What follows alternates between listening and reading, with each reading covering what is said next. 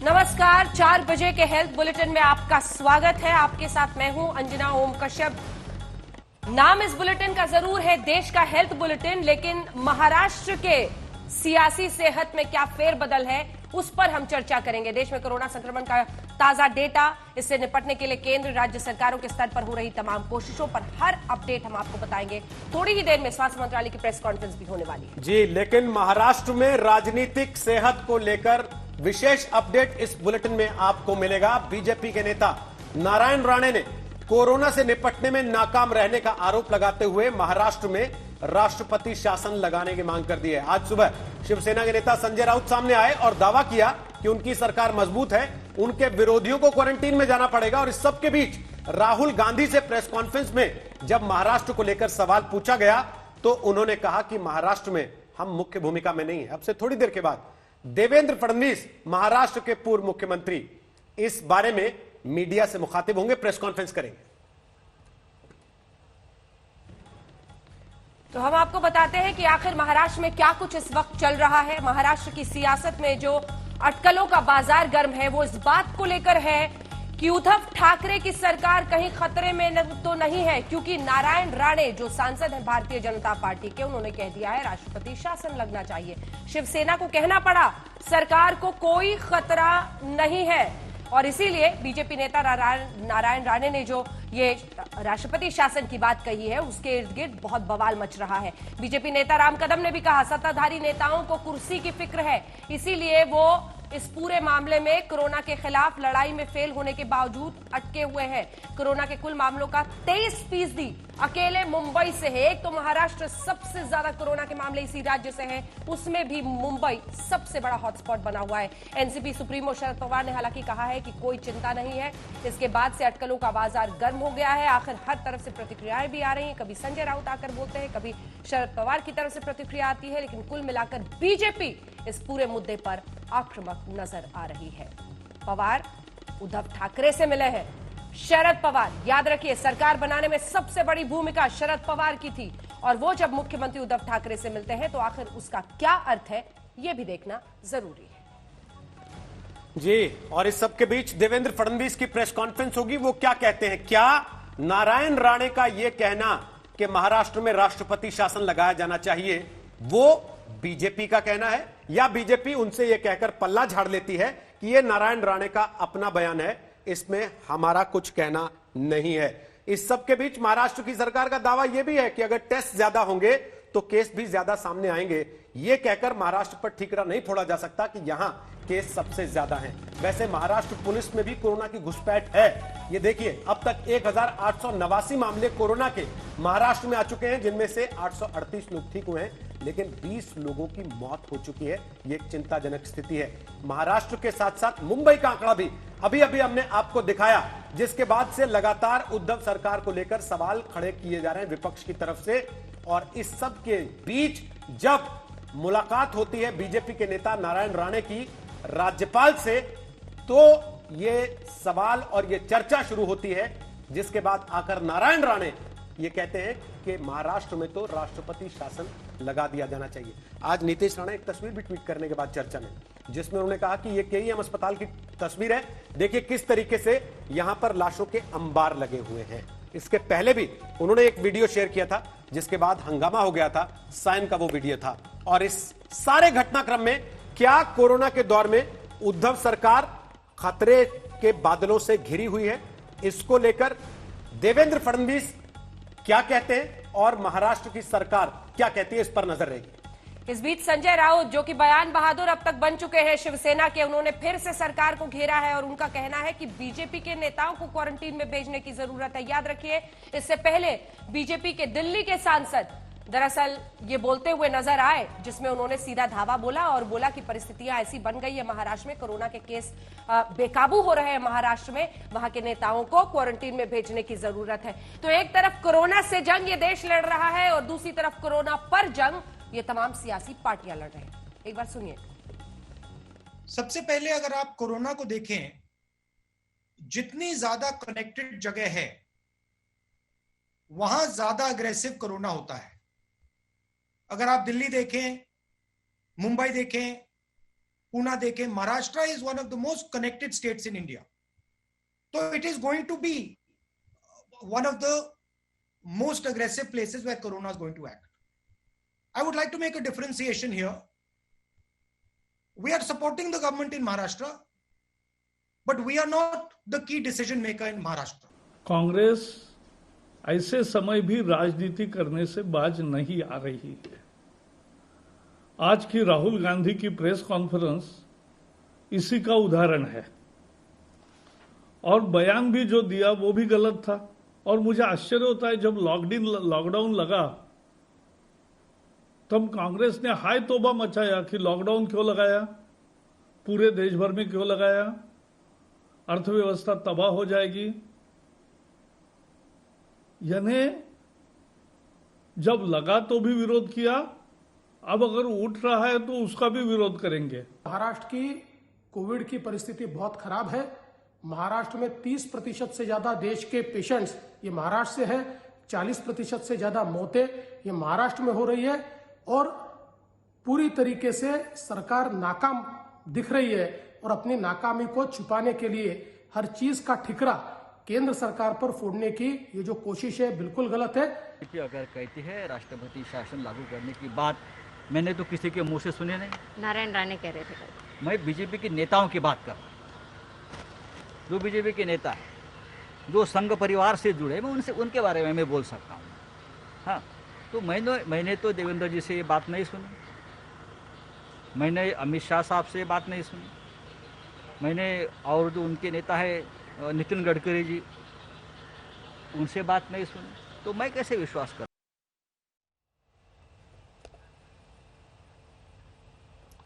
तो ये सियासी घमासान है. कुछ ही देर में हमारे साथ हमारे सहयोगी साहिल जोशी भी जुड़ेंगे, लेकिन हम आपको दिखाते हैं देवेंद्र फडणवीस, पूर्व मुख्यमंत्री और बीजेपी के वरिष्ठ नेता, महाराष्ट्र के धावा बोलने वाले हैं उद्धव सरकार पर कुछ ही देर में. लेकिन उसके पहले स्वास्थ्य मंत्रालय की प्रेस कॉन्फ्रेंस और गृह मंत्रालय की प्रेस कॉन्फ्रेंस, जो कि कोरोना के आंकड़े सामने रखते, लव अग्रवाल इस समय आ चुके हैं, वहां आपको लिए चल रहे हैं सीधे प्रेस कॉन्फ्रेंस. सबसे ज्यादा जरूरी है, जैसे कि माननीय प्रधानमंत्री जी ने इससे पहले भी कहा है कि इंडिया की सक्सेस, भारत में जो भी हमें आज तक सक्सेस मिली है वह लोगों के द्वारा, लोगों के सपोर्ट से की गई लड़ाई के कारण मिली है. और उसके साथ ही हमें बिहेवियरल चेंज प्रिवेंशन के लिए लाने की और इसी एफर्ट को कंटिन्यू करने की आज बहुत ज़रूरत है. हमें ज़रूरत है कि जब तक कोई और वैक्सीन नहीं आती तो सोशल वैक्सीन के रूप में फिजिकल डिस्टेंसिंग को हम अपनी लाइफ का पार्ट बनाएं. साथ ही जब भी हम कभी पब्लिक प्लेसेस में जाएं तो मास्क या फेस कवर का इस्तेमाल करें. इसके साथ ही प्रिवेंटिव एस्पेक्ट्स के रूप में हैंड हाइजीन, रेस्पिरेटरी हाइजीन और एनवायरनमेंट एंड सैनिटेशन, यानी कि जो कि फ्रीक्वेंटली टच सर्फेसेज हैं उनको हम क्लीन रखें. और इन सब कार्यों को करते हुए हमारा एफर्ट होना चाहिए कि हमारा जो भी बिहेवियर है वह कोविड अप्रोप्रिएट बिहेवियर हो, ताकि हम कोविड से अपने आप को बचा सकें. और इन सब कार्यों को करते हुए इसके साथ ही ज़रूरत है कि जैसे हम सब लोग इससे पहले भी बात कर चुके हैं कि करीब 50% डेथ केसेस एल्डरली पॉपुलेशन में रिपोर्ट हुए हैं और साथ ही करीब 73% केसेस जो डेथ के हैं वह पीपल विद कोमॉर्बिडिटीज में रिपोर्ट हुए हैं. तो हम इन सब प्रिवेंटिव एस्पेक्ट्स को लेते हुए अपने घर में जो एल्डरली हैं, अपने घर में जो वल्नरेबल पॉपुलेशन है, उन सबको बचाने के लिए ये सारे प्रिवेंटिव स्टेप्स लें. और कोई भी अगर हमारे को कोई भी ऐसा केस दिखता है कि जिसमें कोई हमारे को सिम्टम्स हैं तो हम गवर्नमेंट द्वारा ऑर्गेनाइज की फैसिलिटीज़ को एक्सेस करें. धन्यवाद. धन्यवाद. अब मैं रिक्वेस्ट करता हूँ डीजी आईसीएमआर के साथ कि बहुत ज़्यादा ब्रीफ करें.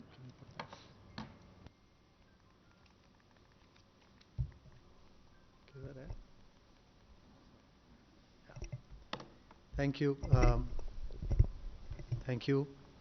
As my colleague Love has clearly said that in India we have a very high recovery rate, a very low fatality rate, and number of cases per lakh is also very low compared to rest of the world. And we've also ramped up testing. So these are the four actual pillars as far as tackling this disease is concerned. So in terms of ramping up testing, if you look at this slide, India has significantly ramped up its testing in the last 3 months.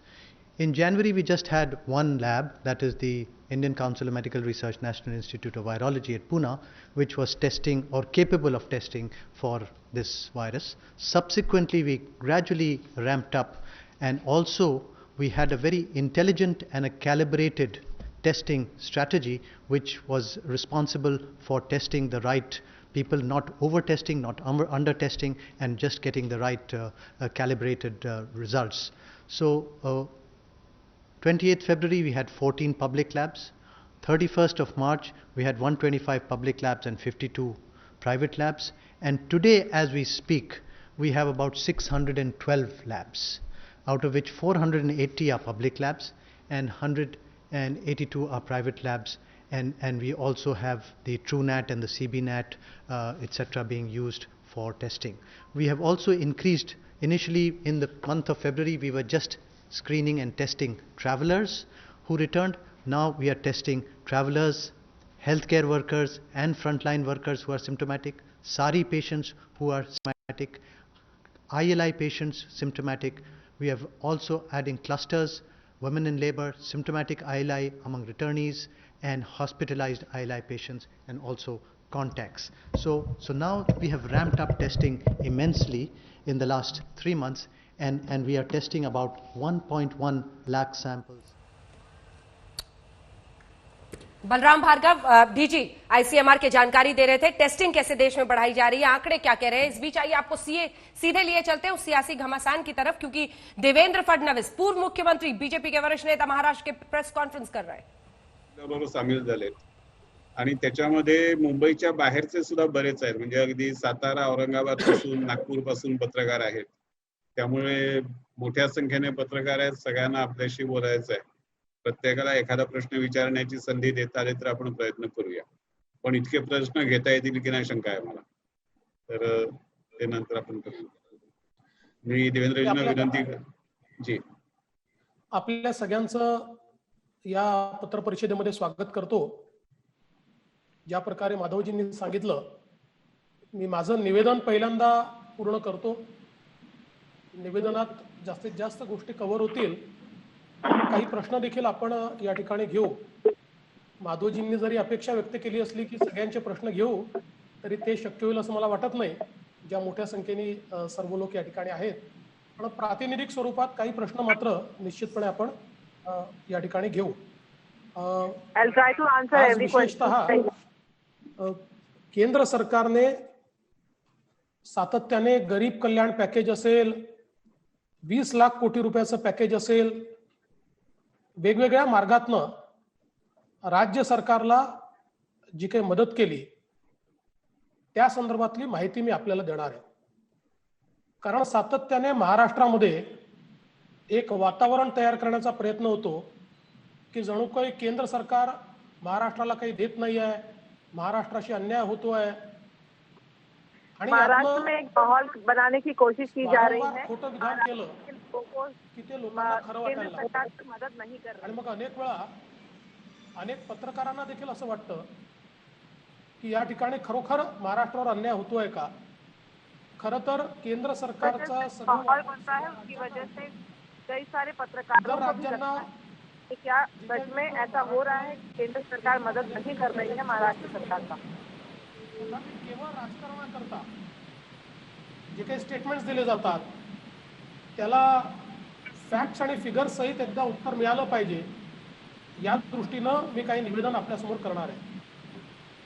पहिल्यांदा जे काही गरीब कल्याण package केंद्र सरकारने घोषित केलं, त्या गरीब कल्याण पॅकेजच्या अंतर्गत जे गरिबांना अन्नधान्य देण्याचा निर्णय झाला, मग त्या ठिकाणी गहू असेल, तांदूळ असेल, डाळ असेल, एकूण जर आपण बघितलं तर याच्या अंतर्गत आपल्याला माहिती आहे जो 2 रुपये किलो 3 रुपये किलोचा गहू आणि तांदूळ आहे तोही केंद्र सरकार देतं, मोफतचाही केंद्र सरकार देतं. आणि या 3 महिन्यातलं जर आपण ॲव्हरेज काढलं तर साधारणपणे 1750 कोटी रुपयाचा गहू, 1750 रुपए का किलो का गेहूं केंद्र सरकार की मदद तरफ से दिया गया है. 4,592 कोटी रुपयाचं अन्नधान्य 4,592 कोटी रुपयाचं अन्नधान्य हे केंद्र सरकारने या ठिकाणी राज्याला दिलाय. याच्या व्यतिरिक्त प्रधानमंत्री किसान सन्मान योजनेच्या अंतर्गत 1,726 कोटी रुपये हे केंद्र सरकारने दिले आहेत. जनधन योजनेच्या अंतर्गत महिलांच्या अकाउंटमध्ये 1,308 कोटी रुपये आतापर्यंत गेले आहेत आणि 650 कोटी अजून जात आहेत. आणि विधवा, परित्यक्त्या, दिव्यांग, ज्येष्ठ नागरिक यांना 116 कोटी रुपये असे साधारण जे थेट परत अकाउंट्समध्ये दिलेले पैसे आहेत हे आहेत 3,800 कोटी रुपये. या व्यतिरिक्त उज्ज्वलाचं सिलेंडर मोफतमध्ये देण्याचा निर्णय हा केंद्र सरकारने घेतला. 73,16,000 सिलेंडर्स देण्यात आले आहेत. याची किंमत आहे 1,625 कोटी रुपये. 1,625 कोटी रुपये. त्यासोबत EOCW मधनं 243 कोटी, EPFO मधनं 758 कोटी, म्हणजे 1,001 कोटी रुपये हे देण्यात आले आहेत. यासोबत आता ज्या काही श्रमिक रेल्वे सोडण्यात आल्या, महाराष्ट्रातनं आज जवळजवळ 600 रेल्वे पूर्ण होतील. एका रेल्वेचा खर्च केंद्र सरकारला साधारण 50 लाख रुपये आणि त्याच्या तिकिटाचा खर्च जो राज्य करताय तो 7 ते 9 लाख रुपये. अशा रेल्वे करता 300 कोटी रुपये हे केंद्र सरकारने दिले. त्यानंतर SDRFच्या केंद्र सरकार ने रेलवे के हिसाब से 300 करोड़ रुपया दिया है. हे 1611 कोटी कशा करता दिले तर जे माननीय मुख्यमंत्री साहेब नेहमी सांगतात की आम्ही लेबर कॅम्प्स लावले, आम्ही त्यांना 3 वेळचं जेवण, 2 वेळचं जेवण आणि नाश्ता दिला. या सगळ्या गोष्टीचे पैसे हे देखील केंद्र सरकारने दिलेले आहेत. केंद्र सरकार ने ही जो लेबर कैंप लगे थे, खाना पीना, उसको जो सरकार, महाराष्ट्र सरकार और उद्धव ठाकरे बोल रहे थे हमने दिया, दरअसल उसका पूरा पैसा केंद्र सरकार ने दिया है. 1611 करोड़ रुपए उसके लिए केंद्र सरकार ने महाराष्ट्र पर खर्च किए हैं. आवश्यक बाबी खरेदी करण्याकरता म्हणजे केंद्र सरकारने साधारणपणे 10 लाख PPE किट्स दिल्या, जवळजवळ 16 लाख N95 मास्क दिले आणि याच्या व्यतिरिक्त राज्याला खरेदी करता यावी म्हणून जवळजवळ 448 कोटी रुपये दिले. याचा हिशोब जर आपण लावला तर SDRF आणि हेल्थला दिलेले जे पैसे आहेत त्यात 2,059 कोटी रुपये. त्यासोबत कुल 2,059 करोड़ रुपए अब तक केंद्र सरकार ने दिए अलग अलग चीजों पर महाराष्ट्र के लिए. की आमचे डिव्होल्युशन ऑफ टॅक्सेसचे पैसे मिळाले नाहीत. एप्रिल आणि मे महिन्याचे ऍडव्हान्स मध्ये पैसे हे केंद्र सरकारने दिले आणि 5,648 कोटी रुपये डिव्होल्युशन ऑफ टॅक्सेसच्या अंतर्गत केंद्र सरकारने डिवोल्यूशन ऑफ टैक्सेस के अंतर्गत 5,068 करोड़ रुपया केंद्र सरकार ने महाराष्ट्र को दिया हुआ है. अप्रैल मई का एडवांस भी दिया हुआ है. जेवढे पैसे जमा होतात त्याच्यापैकी 41% राज्यांना जातात. त्यात प्रत्येक राज्याचा हिस्सा हा ठरलेला आहे. आता केंद्र सरकारकडे टॅक्सेसच आले नाहीत कारण इन्कम टॅक्स केंद्र सरकार के पास टैक्स कलेक्शन हुआ ही नहीं है. वेगवेगळ्या प्रकारचे टॅक्सेस भरण्याकरता मुदत दिली. त्यामुळे आलेल्या टॅक्सेस पैकी देय टॅक्स किती होता जर महाराष्ट्राच्या हिस्स्याचा विचार केला तर तो 1,148 कोटी होता. 1,148. केंद्राने दिले किती? केंद्राने दिले 5,648 कोटी. अगर इवेल्युएट करें तो महाराष्ट्र का टैक्स का हिस्सा सिर्फ 1,148 करोड़ रुपया था जितना आया है टैक्स वसूला है उसके मुताबिक. लेकिन अब तक केंद्र ने 5,068 करोड़ रुपया महाराष्ट्र को दिया हुआ है. 30 गृहीत धरायची आणि त्यानुसार राज्यांचा ठरलेला हिस्सा द्यायचा. त्यामुळे आपल्याला महाराष्ट्राला 1,148 कोटीच्या ऐवजी 5,648 कोटी रुपये तो महाराष्ट्र को 1,148 करोड़ के बजाय 5,068 करोड़ रुपया मिला है. आतापर्यंत मी जो आकडा सांगितला याची बेरीज जर आपण केली तर तो 19,000 कोटी रुपये. मी काही आकडे ढोबळ करतो म्हणजे 19,005 कोटी वगैरे पेक्षा काही आकडे ढोबळ केले आहेत. अगर सारा हिसाब अगर हम लगा ले, अलग अलग योजनाएं, खाने पीने के लिए जो दिए हुए पैसे, रेलवे टिकट, याच्या व्यतिरिक्त शेतमाल खरेदी करता केंद्र सरकारने जी मदत केली आहे, कापसाच्या खरेदी करता आतापर्यंत राज्याला 5,647 कोटी रुपये दिले आहेत. कपास की खरीदी करने के लिए भी 5,000 करोड़ से ज्यादा करोड़ रुपए दिए हुए हैं. 2,311 कोटी रुपये दिले आहेत. तूर खरेदी करता 593 कोटी रुपये दिले आहेत. चणा मका खरेदी करता 125 कोटी रुपये दिले आहेत आणि या व्यतिरिक्त पीक विम्याचे 403 कोटी रुपये दिले आहेत. आणि कापूस खरेदीच्या संदर्भात स्वतः मंत्री महोदयांनी राज्य सरकारला पत्र लिहून सांगितलेलं आहे की तुमची खरेदी हळू चालली आहे, टोकन दिले जात नाहीये, लवकर खरेदी करा. एवढी खरेदी राज्य केंद्र सरकार ने कई बार राज्य को बोला है कि आपकी खरीदारी बहुत धीमे गति से चल रही है कपास की, जो आपको जल्दी से करनी चाहिए. त्याचे सगळे पैसे केंद्र सरकारच्या वतीनं दिले जातात.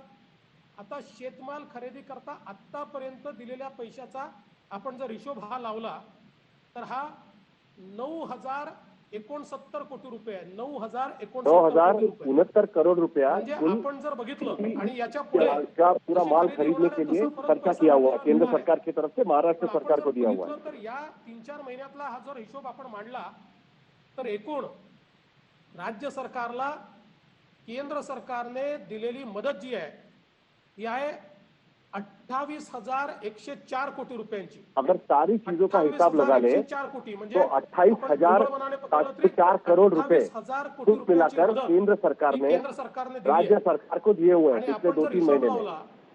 तर कोरोनाच्या काळामधल्या महत्वाचे खर्च काय होते?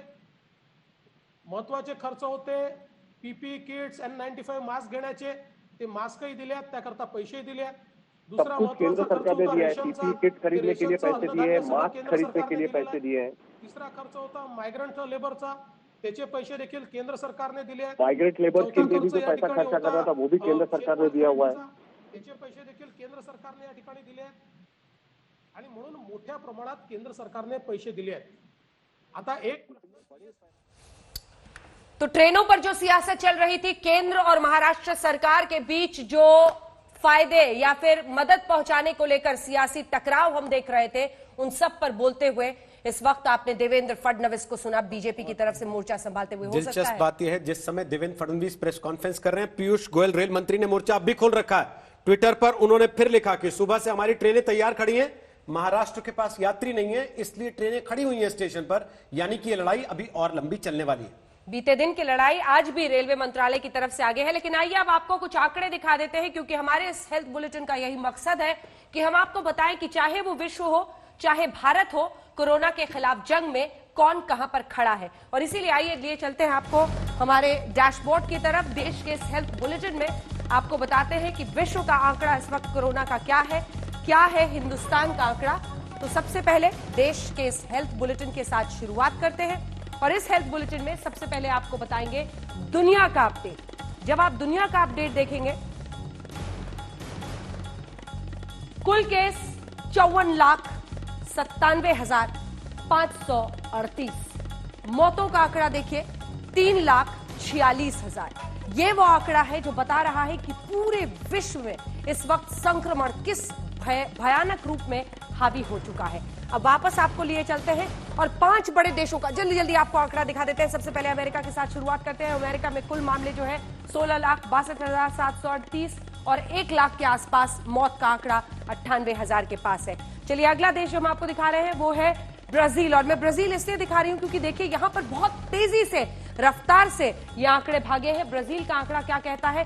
3,74,898 और 23,000 से ज्यादा लोगों की यहां पर मौत हो चुकी है. तो ये ब्राजील का आंकड़ा था. अब आपको एक बार फिर से जरा रूस दिखा देते हैं, क्योंकि यहां पर भी ये ऐसे मुल्क है जहां पर बहुत तेजी से ये मामले भाग रहे हैं. 3,53,000 के करीब. लेकिन यहां पर मौत का आंकड़ा थोड़ा कंट्रोल में है. 3,633 यहां पर और 3,807, मतलब इसी आसपास ये मौतों का आंकड़ा यहां पर है. ब्रिटेन जल्दी से आपको दिखा देते हैं. ब्रिटेन और स्पेन, दो मतलब यूरोप में आप स्पेन को देख लीजिए और ब्रिटेन को देख लीजिए. 2,62,547 और 36,000 के आसपास यहां पर मौत का आंकड़ा है. और एक देश आपको और हम जल्दी से स्पेन दिखा देते हैं, ताकि यूरोप में, याद रखिए सबसे ज्यादा भयावह स्थिति एक वक्त पर इटली में हुई थी, लेकिन उसके बाद स्पेन में भी आंकड़ा बहुत बढ़ गया. 2,35,400 और 26,000 के आसपास लोगों की मौत हुई है। अब जल्दी से आपको भारत के अपडेट पर ले चलते हैं और भारत का अपडेट आपको बताते हैं। तो भारत में जो अभी तक संक्रमण का आंकड़ा है, इसमें हम आपको कुल केस भी दिखा रहे हैं और साथ ही पिछले 24 घंटे का अपडेट अगर बड़े स्क्रीन पर भी हम दिखा सकते हैं तो वहां भी जरा इसको दिखा दीजिए। कुल केस जो है वो 1,45,000, हम 1.5 लाख के बहुत करीब पहुंच गए हैं। एक सेकंड जरा सा सोचना पड़ेगा, 1,45,000, 1.5 लाख के करीब हम पहुंच गए हैं। ठीक होने वाले आंकड़े लेकिन अच्छे हैं, 60,000 से ऊपर लोग ठीक हो गए हैं। मौत का आंकड़ा 4,167, लगभग 2.9% के आसपास मृत्यु दर है। यह भारत के लिए अच्छी खबर है। अब जल्दी से पिछले 24 घंटे का अपडेट आप देख लीजिए। कुल केस 6,535 और मौत 147। ये है परिस्थिति। राज्यवार आंकड़े भी आपको दिखाएंगे। इस जंग में पूरा देश शामिल है। उधर आसमान से गिरते शोले जमीन पर कहर बरपाने लगे हैं। पारा 45 डिग्री के पार जाने के बाद दिल्ली समेत उत्तर भारत का हाल बेहाल है। उम्मीद यह जताई जा रही थी कि जैसे जैसे तापमान बढ़ेगा कोरोना के वायरस का कहर थोड़ा कम होता जाएगा, कोरोना का वायरस मरता जाएगा, लेकिन फिलहाल तो देश के आंकड़े इसे झुठला रहे हैं। यानी कि कोरोना की मार और गर्मी से पूरे देश में हाहाकार।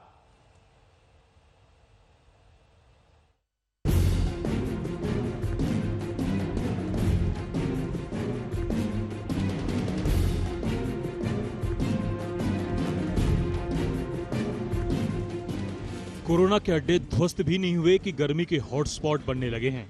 आसमान से आग बरस रही है, धरती पर हवा गर्म हो गई है। कुदरत का कैसा खेल है, एक तरफ कोरोना की मार तो दूसरी तरफ गर्मी से हाहाकार। दिल्ली पहले ही कोरोना के वार से त्रस्त है। उसके जख्मों पर चिलचिलाती धूप ने नमक रगड़ने का काम किया है। दिल्ली में पारा 46 डिग्री के पार चला गया है। हालात ऐसे बन गए हैं कि कई इलाकों में ऑरेंज अलर्ट है। उफ, ये गर्मी, दिल्ली की गर्मी कमबख्त।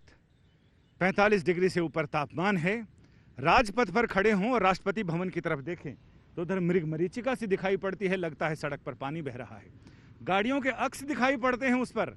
यह जेठ की दोपहरी कमबख्त। दिल्ली ओपन ओवन बन चुकी है। 45 से 47 डिग्री टेम्परेचर। मौसम विभाग का कहना है कि अगले 3 दिनों तक राहत मिलने वाली नहीं है। मौसम वैज्ञानिकों की माने तो इससे फिलहाल 48 घंटे तक राहत मिलने वाली नहीं है। अगर हम बीते 3 दिनों की बात करते हैं तो दिल्ली में तापमान कोई ना कोई ऑब्जर्वेटरी में 45 डिग्री सेंटीग्रेड से ऊपर रियलाइज किया गया है और हीट वेव की कंडीशन बीते 3 दिनों से बनी हुई है। अगर आने वाले दिनों की बात करते हैं तो टेम्परेचर हमारे पास अगले 3 दिनों तक यानी कि 27 तारीख तक 45 से 46 डिग्री सेंटीग्रेड बना रहेगा। उम्मीद जताई जा रही थी कि जैसे जैसे तापमान बढ़ेगा कोरोना वायरस का जीना मुश्किल हो जाएगा, लेकिन आंकड़े तो कुछ और ही कह रहे हैं। गर्मी के बावजूद दिल्ली में कोरोना का मीटर तेज होता जा रहा है। 24 घंटे में 635 कोरोना संक्रमित मरीजों की संख्या बढ़ने से दिल्ली में 14,053 लोग अब तक इस वायरस से बीमार हो चुके हैं। वहीं 24 घंटे में 15 लोगों की मौत के बाद अब तक 276 लोगों ने कोरोना की वजह से अपनी जान गंवा दी है। DIU के आंकड़े बताते हैं कि प्रचंड गर्मी के बावजूद दिल्ली ही नहीं देश के दूसरे राज्यों में भी कोरोना तेजी से फैलता जा रहा है। महाराष्ट्र में 52,667 लोग कोरोना से बीमार हो गए हैं। वहीं तमिलनाडु में 17,082 लोग संक्रमित हो चुके हैं, जबकि गुजरात में 14,460 लोग कोरोना पॉजिटिव हो गए हैं। वहीं दिल्ली में 14,053 लोग कोरोना की चपेट में हैं, जबकि राजस्थान में यह आंकड़ा 7300 के करीब है। तो सबसे बड़ा सवाल है, क्या मौसम चक्र बदलने के बाद भी दुनिया की इस खतरनाक महामारी पर कोई असर नहीं पड़ेगा? सब लोग इस हीट का इंतजार कर रहे थे कि गर्मियां आएंगी और कोरोना वायरस कम हो जाएगा, लेकिन ऐसा नहीं हुआ। इसका मतलब है सरफेस टू ह्यूमन ट्रांसमिशन उतना इम्पोर्टेंट नहीं है जितना ह्यूमन टू ह्यूमन ट्रांसमिशन है। और अब जब हीट आ रही है तो हीट वेव्स के साथ में heat exhaustion, heat stroke, heat अपनी तरफ से एक कहर डाल रही है। कोरोना वायरस डॉक्टरों और वैज्ञानिकों के लिए भी बिल्कुल नया है, लिहाजा इस पर अब तक एक राय नहीं बन पाई है। सिर्फ अपने अपने तरीके से वैज्ञानिक और डॉक्टर तापमान और कोरोना के खतरे को लेकर इसका विश्लेषण कर रहे हैं। कोरोना वायरस दुनिया भर में 180 से ज्यादा देशों में फैल चुका है। इसमें ग्रीनलैंड जैसे ठंडे देश भी हैं, तो दुबई जैसे गर्म शहर भी, मुंबई जैसे उमस वाले शहर भी हैं, तो दिल्ली जैसे सूखे शहर भी। ऐसे में फिलहाल लगता तो नहीं कि वायरस पर मौसम की मार पड़ी है। हाँ, इतना तो जरूर है कि कोरोना के संक्रमण काल में हवा के थपेड़े, चिलचिलाती धूप लोगों पर दोहरी मुसीबत बनकर टूटी है। दिल्ली से संजय शर्मा के साथ आज तक ब्यूरो।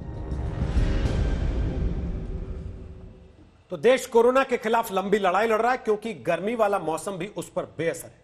लगातार बढ़ता पारा पूरे उत्तर भारत के लिए आफत बनकर आया है। इस गर्मी ने ऐसा हाल कर दिया है कि हर दिन कोई राहत के इंतजार में लोग इस वक्त भी आस लगाए बैठे हैं। मौसम विभाग की चेतावनी ने बता दिया है कि संकट का दौर कुछ दिन तक अभी जारी रहने वाला है।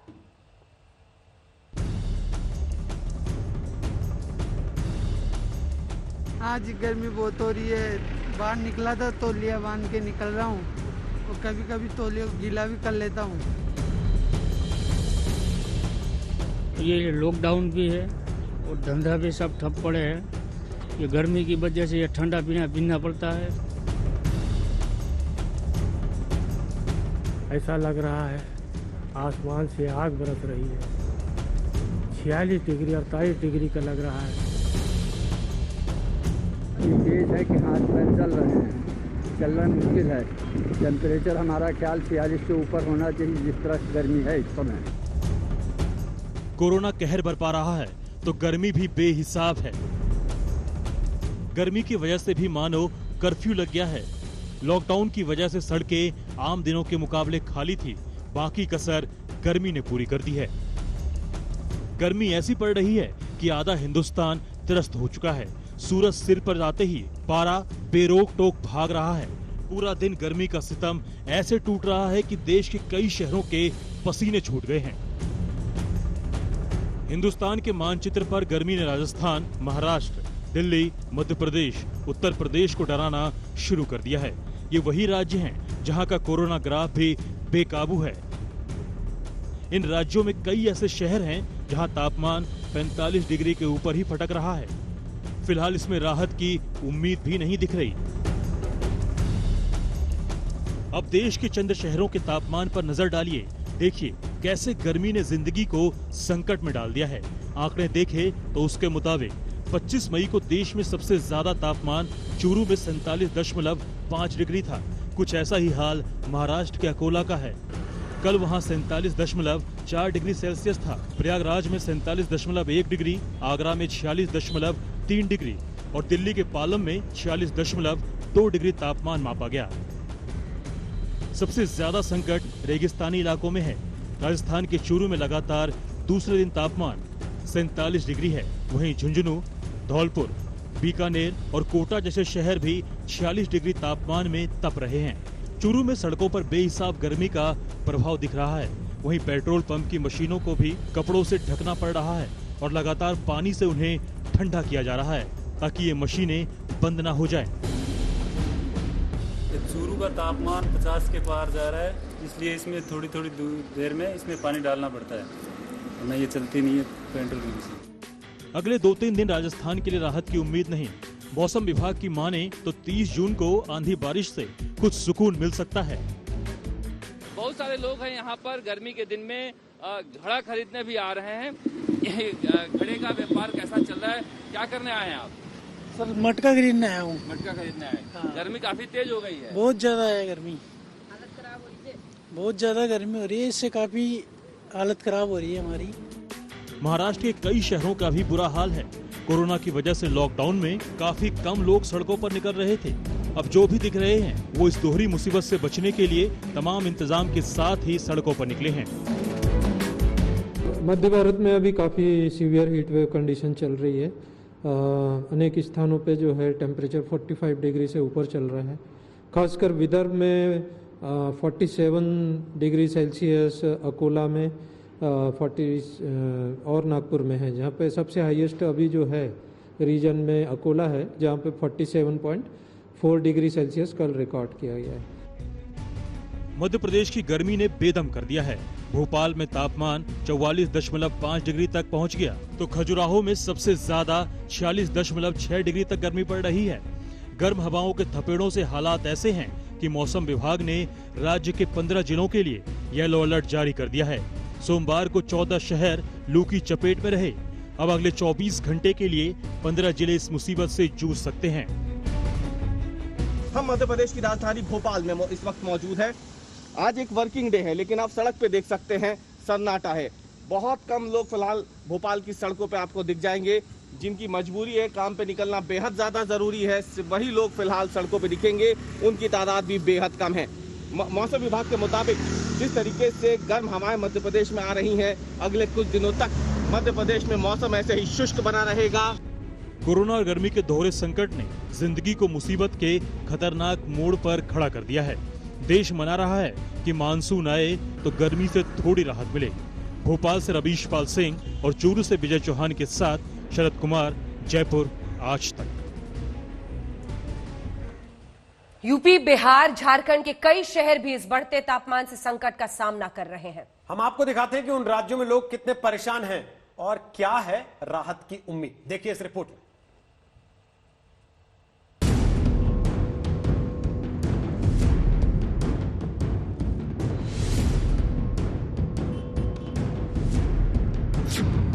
गर्मी से पूरा उत्तर प्रदेश झुलस रहा है।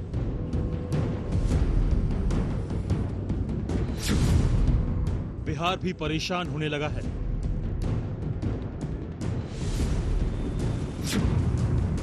झारखंड के कई शहर त्रस्त हो चुके हैं।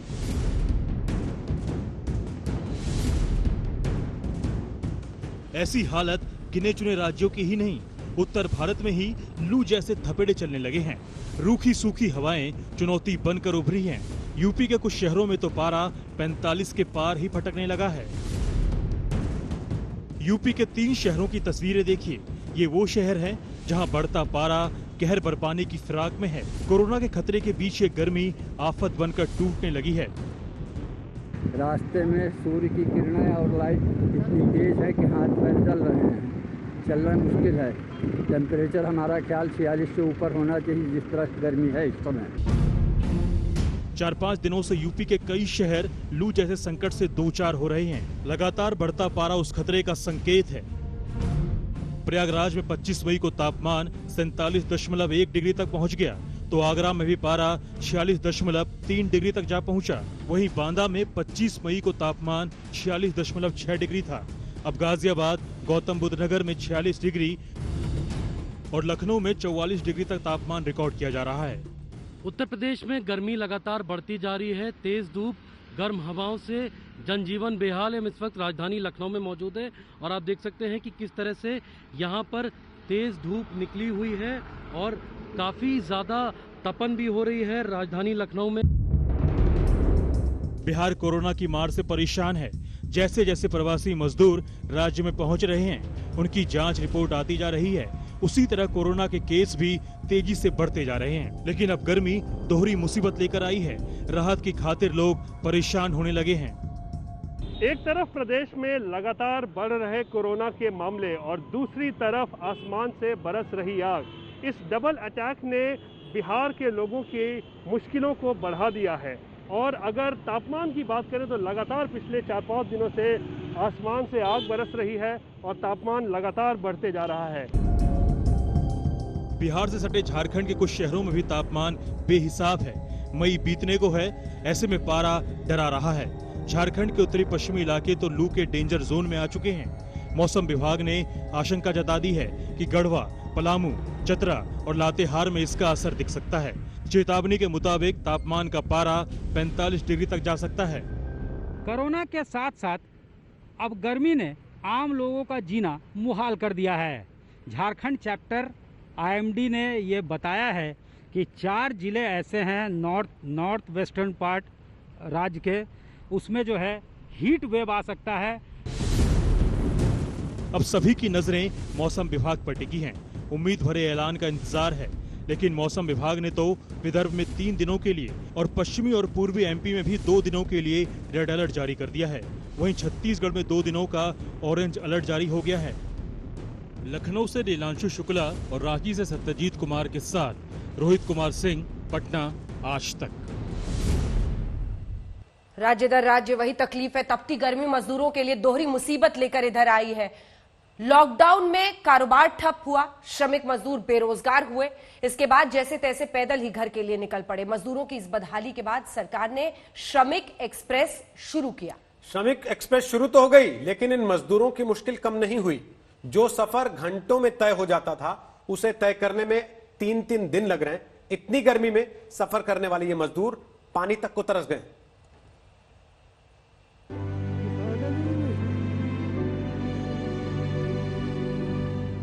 पैरों में छाले पड़ गए। भरी दोपहरी में जमीन चला रही है, लेकिन कदम नहीं डगमगा रहे। निकल पड़े अपने गांव।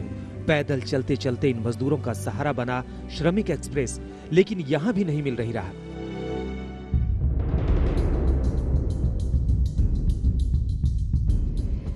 बिहार के बाढ़ के करीब श्रमिक एक्सप्रेस रुकी तो बवाल मच गया। कुर्ला से आ रहे मजदूरों ने हंगामा कर दिया। भीषण गर्मी में बूंद बूंद पानी के लिए तरस गए मजदूर, लेकिन ट्रेन रुकी रही तो सब्र का बांध टूट गया। भूखे प्यासे मजदूर गुस्से में इंजन पर चढ़ गए। इनकी शिकायत ये कि इन्हें कुर्ला से मोतिहारी जाना था, लेकिन बेवजह इनकी ट्रेन को जहां तहां दौड़ा दिया गया। गुस्सा पहले से ही था, चुभती गर्मी ने आग में घी का काम किया। 4 दिन से हम लोग भूखे। जुम्मे को हम लोग गाड़ी पकड़े, आज 4 दिन हो गया। 4 दिन से हम लोग को घुमा रहा है गाड़ी, नहीं पानी है नहीं खाना है। 4 दिन से हम लोग इसी गाड़ी में है।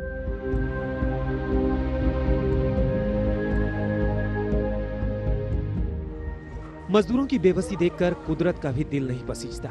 जैसे तैसे मुंबई कटिहार श्रमिक एक्सप्रेस में टिकट मिली, लेकिन बरौनी पहुंचते ही जैसे ही ट्रेन से उतरकर दूसरी ट्रेन में जाने के लिए प्लेटफॉर्म पर कदम रखा, वही ढेर हो गया। 45 साल के मोहम्मद अनवर की जान चली गई। साथियों ने बताया कि 4 दिन से वो भूखा था। इतनी गर्मी में भूख और प्यास ने एक शख्स की जान ले ली।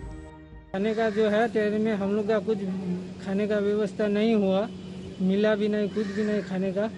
और जो है भूख का वजह से जो है ना, वो जो है ना भूख का वजह से वो मर गया। बरौनी में आके मरा।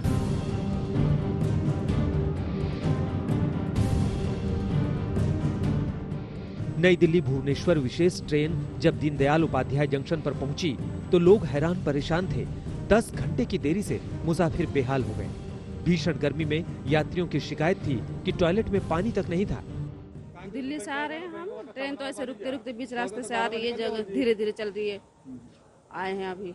कितनी परेशानी हुई इस गर्मी में? अभी भोजनालय जो परेशानी तो गर्मी में बहुत हुई। इतनी गर्मी लग रही है, धीरे धीरे चलेगी तो परेशानी तो होगा करेगा।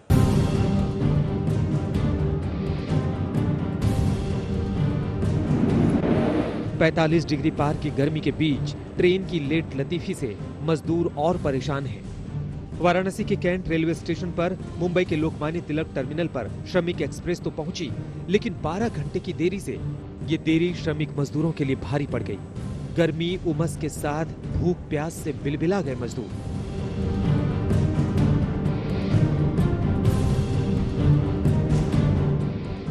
गर्मी के कहर से यूपी झुलस रहा है।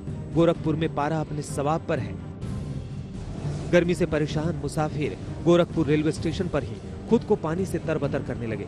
खुद को भिगोकर शरीर के तापमान को कम किया।